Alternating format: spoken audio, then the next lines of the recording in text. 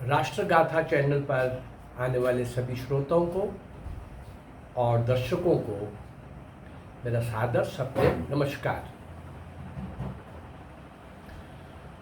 1757 से 1947 190 वर्ष का उन महान क्रांतिकारियों के संघर्ष का इतिहास जिन्होंने भारत माँ की स्वतंत्रता के लिए अपने आप को आहूत कर दिया। इस 190 वर्ष का इतिहास आपके सामने लाते लाते उन अज्ञात नायक नायिकाओं को अपने सामने लाते हुए 521-22 ऐसी कुछ वीडियोस अब तक मैं पहुंचा चुका हूं। अभी कुछ उसमें भी 190 वर्ष में भी मैंने कुछ 4-5 वीडियो से अभी 5-10 दिनों से हाँ का जो अभी काल लिया है वो 1916 से 1942 1916 से 1934 तक का प्रमुख रूप से वो क्या था, काकोरी कांड और चटगांव शस्त्रागार की जो लूट की थी। जिन महान क्रांतिकारियों ने शस्त्र चाहिए थे भाई, उस सारे के अंदर जो लोग भी लिप्त थे और जो भी वो काल है एक, उस काल के अंदर और भी कई घटनाएं, इस युग को हम इन दो प्रमुख घटनाओं से जोड़ते हैं, काकोरी कांड और चटगांव शस्त्रागार की लूट। इस बीच में 1916 और 1934 और क्विट इंडिया मूवमेंट का वो तो 15 दिन में फ्लॉप हो गई थी, लेकिन उस काल के बीच में भी जिन क्रांतिकारियों ने अंग्रेजों को एक बार तो धक्का देना है, कुछ भी करना है, ऐसे उन सब क्रांतिकारियों को 1916 से यानी 1942 तक का ये कार्यकाल में ले रहा हूँ। स्पेशली अभी इसी कार्यकाल में लगता है कि मैं 200 एपिसोड, 400-500 प्रमुख क्रांतिकारी और 1000-1500 से भी ऊपर और भी एक एक घटना में कई क्रांतिकारियों का नाम आ रहा है। अभी 5-6 दिन से मैं प्रवास पे था, जो मैं यहाँ से दे के गया था, उसमें भी 10-12 क्रांतिकारी थे जो बलिदान हुए। तो ऐसा कुल मिला के इस छोटे से अल्पकाल में 1916 से 1942 के बीच में 1000-1200 क्रांतिकारियों के नाम और 300-400 वो प्रमुख क्रांतिकारी जिनको या तो फांसी हुई या काला पानी की सजा हुई इस छोटे से अल्पकाल में। और हमें कहा गया कि आज़ादी नेहरू क्रांति ने लेके दी है। इन महान क्रांतिवीरों का, नायक नायिकाओं का कहीं नाम नहीं, और जिनको कहा जाता है कि आज़ादी लेके दी है, उन्होंने एक लाठी नहीं खाई। ऐसा क्रूर इतिहास पढ़ाया गया, मजाक किया गया। मैं इस चैनल के माध्यम से आपके सामने अज्ञात ऐसे अनसंग हीरोज, नायक नायिकाओं को, वीर वीरांगनाओं को, बाल बालिकाओं को, किशोर किशोरियों को, युवा युवतियों को, हर आयु वर्ग के और महान क्रांतिकारियों को देश विदेश में रहकर सर्वस्व निछावर कर रहे थे, लेकिन कोई नहीं जानता उनको। ऐसे ही अज्ञात असंख्य क्रांतिकारियों में आज एक नाम और जुड़ने जा रहा है, प्रमुख रूप से। नाम तो कई आएंगे इसमें। श्री अनंत सिंह। आइए देखें जरा, इस अज्ञात, कोई नहीं जानता भाई, इस अज्ञात महान क्रांतिकारी का जीवन क्या था, क्या कर रहे थे ये, रोंगटे खड़े हो जाएंगे। 28 जून 1930 की सुबह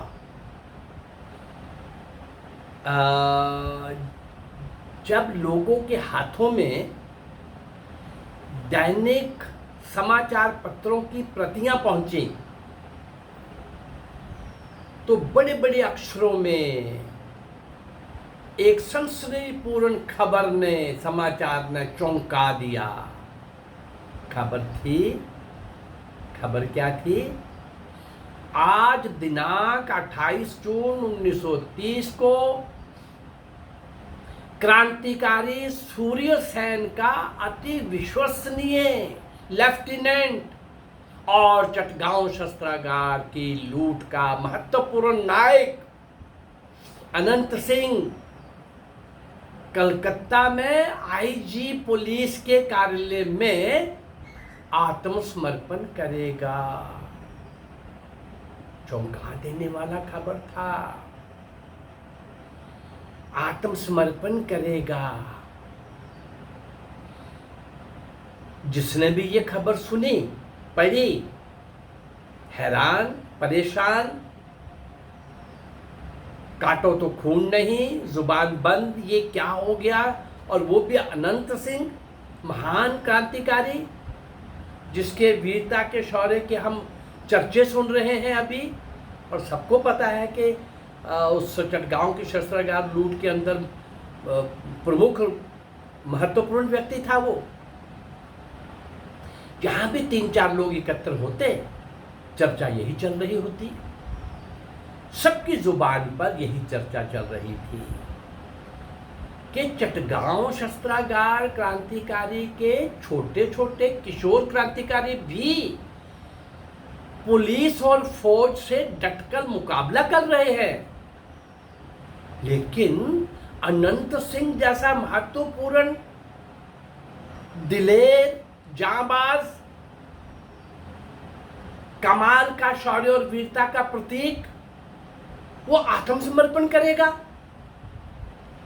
कुछ लोग कहते, भाई मुझे तो लगता है केवल क्रांतिकारियों में फूट डालने के लिए शरारतन ये खबर छपवाई गई है। कोई कहता, नहीं भाई, छोटे बड़े सभी अखबारों ने छापी है।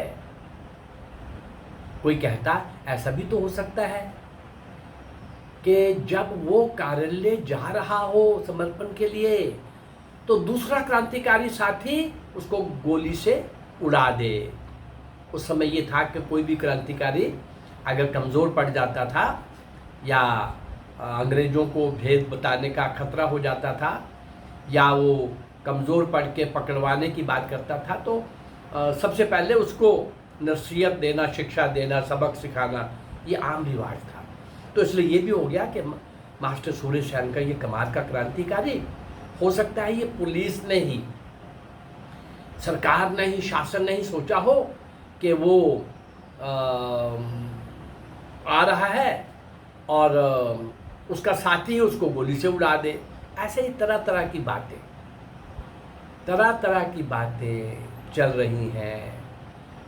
जनता के अंदर हर प्रकार का क्यूरियोसिटी, संशय, संदेह, हताशा, निराशा, प्रश्न चिन्ह, ऐसा ये सब हो रहा है।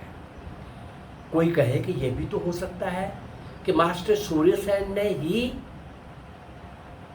कुछ और बड़ा करने के लिए ऐसी खबर छुपवाई हो या ऐसी योजना बनाई हो। कुछ लोग कहने लगे कि हो सकता है कि अनंत सिंह के दिमाग में ये बात आई हो कि हमें पकड़ने के कारण जनता को बड़ी त्रासदी से गुजरना पड़ रहा है, तो उस त्रासदी से बचाने के लिए हो सकता है कि अनंत सिंह ने स्वयं ही ऐसा फैसला कर लिया हो गिरफ्तार करवाने का।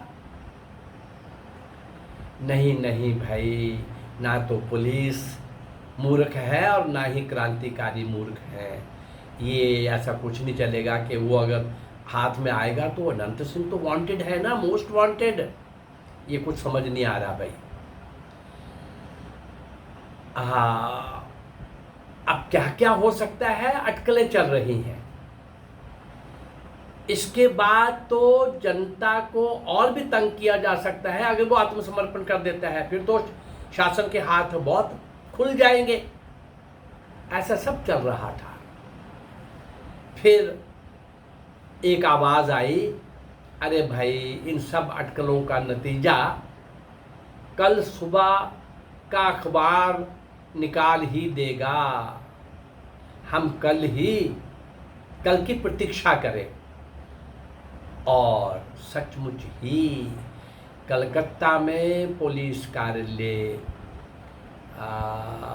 की ओर जाने वाली भीड़ नजर आने लग पड़ी।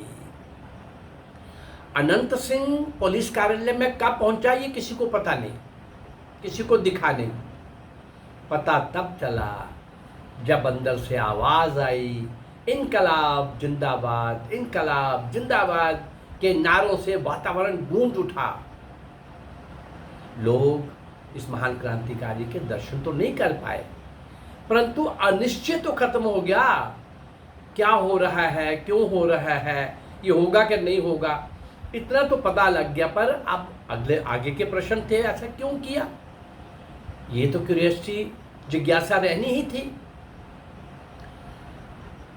इनकलाब जिंदाबाद के नारे लगाते हुए बहुत देर तक उसको नहीं बोलने दिया गया, लेकिन लोगों के कानों में जब ये पड़ा तो इतना तो पता चल गया कि अनंत सिंह ही है और उसने समर्पण कर दिया है। प्रारंभ से ही शस्त्रागार को लूटने की योजना में मास्टर सूर्यसेन ने अनंत सिंह को सम्मिलित किया हुआ था प्रमुख व्यक्ति के रूप में। चटगांव शस्त्रागार की लूट की योजनाएं बनाते समय मास्टर सूर्यसेन ने अनंत सिंह को बहुत महत्व दिया था, दायित्व दिया था। वो क्या दायित्व था कि वे आक्रमण के पहले अपने साथियों को शस्त्र सज्जित करने के लिए कुछ हथियारों का संग्रह करें। अनंत सिंह ने इस कार्य को बड़ी बखूबी से कर लिया था। उसने 14 पिस्तौलें और 1 दर्जन 12 बोर की ब्रीच लोडर बंदूकें भी जुटा ली थी। कुछ बम बने हुए कलकत्ता से मंगवा लिए थे और कुछ वहीं चटगांव में ही बनवा लिए थे। इतनी बड़ी तैयारी, भाई कैसा रहा होगा ये अनंत सिंह, और वो मास्टर सूर्यसेन जिसने ये काम दिया, क्या वो रहे होंगे। पुलिस शस्त्रागार को चटगांव में 2 शस्त्रागारों पर आक्रमण करना था। एक तो था पुलिस का शस्त्रागार और दूसरा था फौज का। पुलिस शस्त्रागार पर आक्रमण का नेतृत्व एक और अन्य क्रांतिकारी श्री गणेश घोष को दिया गया था, लेकिन फौज वाला तो इसको देखना था अनंत सिंह को, लेकिन गणेश घोष वाले आक्रमण के अंदर भी प्रमुख रूप से अनंत सिंह को भूमिका निभानी है। दोनों शस्त्रागारों की लूट का प्रमुख हीरो अनंत सिंह है, ये काम दिया गया था। पुलिस शस्त्रागार तो सफलतापूर्वक लूट लिया गया, लेकिन शस्त्रागार में आग लगाते समय एक और क्रांतिकारी हिमांशु दत्त, किशोर अवस्था का हिमांशु दत्त नाम के इस क्रांतिकारी को के कपड़ों में आग लग गई। किसी उपयुक्त स्थान पर ले जाने के बाद और ले जाने का काम भी अनंत सिंह ने ही किया। फैनी नाम के स्टेशन पर पुलिस द्वारा घेर लिए जाने पर क्रांतिकारी अनंत सिंह ने बड़ी बहादुरी के साथ लड़ा भी और अपने 6 साथियों को सुरक्षित वहां से निकाल भी लिया। सूर्यसेन की योजना के अनुसार ही वो जो अटकलें लग रही थी वो समय आ गया है। मास्टर सूर्यसेन की योजना के अनुसार ही अनंत सिंह को पुलिस के हाथों समर्पण करवाया था। समर्पण के पश्चात पता था कि पुलिस इस महत्वपूर्ण क्रांतिकारी को बहुत तंग करेगी, बहुत कठोर यातनाएं दी, बहुत कठोर, लेकिन कोई भेद नहीं दिया। एक काम और था भेजने का कारण, इसके समर्पण के पूर्व जिन क्रांतिकारियों ने गिरफ्तार होकर पुलिस को अपने बयान दिए थे, उन्होंने भी अपने बयान बदल लिए। वो बयान कुछ कमज़ोर थे, इसने वहाँ अंदर रह करके खुद यात्राएं सहन करता रहा, पर उन क्रांतिकारियों में जो कमजोरी आ गई थी उसको भी ठीक सबल प्रबल करता रहा और हाँ, ये सफल भी हो गया। पुलिस के बयान, सारे क्रांतिकारी जो अंदर थे, जो उन्होंने बयान दिए थे, उन्होंने जज को बोल दिया, जस्टिस को, कि वकालत कोर्ट में जा कर के कि ये बयान हमसे ज़बरदस्ती पुलिस ने लिखवाए हैं, ये बयान हमारे नहीं है। इनकलाब जिंदाबाद, इनकलाब जिंदाबाद। तो मास्टर सूर्य सेन की 2 योजनाएं, इस समय मामला थोड़ा सा गड़बड़ हो गया है। लूट के बाद सब तरफ पूछताछ खोजबीन चालू है। कुछ साथी जो पकड़े गए हैं, उन्होंने जो बयान दिलवाए गए उनसे बहुत पीटने के बाद, वो अभी सूट नहीं करेंगे। मैसेज अच्छा नहीं जाएगा देश को, बाकी नौजवानों को। अपने एक महत्वपूर्ण राइट हैंड इतने बड़े क्रांतिकारी को भी दांव पर लगा दिया। और क्या रहा होगा वो अनंत सिंह भाई, सोचो जरा, क्या रहा होगा कि मास्टर सूर्य सेन की हर योजना को साकार करने के लिए, और पता ही था कि पुलिस क्या करेगी। ऐसे थे महान क्रांतिकारी अनंत सिंह। मुकदमा चलना ही था, सबको सजाएं हुई, पर अनंत सिंह को 12 वर्ष का कठोर दंड दिया गया। इस बीच में एक और डेवलपमेंट हुई, नहीं ये बहुत खूंखार क्रांतिकारी था, इसको काला पानी भेजो। इससे पहले कि वो काला पानी भेजने का जुगाड़ करते और एक्ट करते, अभी सोचा ही था, लेकिन ये लगातार संघर्ष करते करते और अब आखिर में पुलिस की भयानक मार खाते खाते शरीर शायद इतना दुर्बल हो चुका था कि ये महान क्रांतिकारी अनंत सिंह उसी जेल में आखिरी श्वास लेकर भारत के उन नौजवानों के लिए, भारत में उस समय क्रांतिकारी साथियों के लिए, देश विदेश में जो एक अभियान चल रहा था, उस अभियान को आगे बढ़ाने के लिए अनंत सिंह शौर्य और वीरता के सारे काम निभाता हुआ, निपटाता हुआ, हंसता खेलता हुआ संसार से चला गया। ऐसे महान क्रांतिकारी एक नहीं अनेक, और ऐसे मैं अनेक असंख्य वीर वीरांगनाओं को, नायक नायिकाओं को आपके सामने लाता रहूँगा भाई, लाता रहूँगा। और सोचिए जरा, जो हमें कहा गया कि आज़ादी किसने लेके दी और आज़ादी के दीवाने कौन थे, यानी कहा जा सकता है कि मंजिल उन्हें मिली जो शरीके सफरी ना थे, जिन्होंने एक लाठी नहीं खाई, उनके लिए कहा गया कि उन्होंने आज़ादी लेके दी है। ये मैं जो 522 वीडियोज़ आपको दे चुका हूँ और 2000 से ऊपर वीडियो देने जा रहा हूँ, और 3000 के आसपास क्रांतिकारी अज्ञात असंख्य 3000 से भी ऊपर मैं आप तक पहुँचाने का प्रयास कर रहा हूँ। मेरा ये प्रयास अगर आपको अच्छा लग रहा है तो इस वीडियो को शेयर करिए, लाइक करिए और सब्सक्राइब करिए। नमस्कार, जय हिंद, धन्यवाद।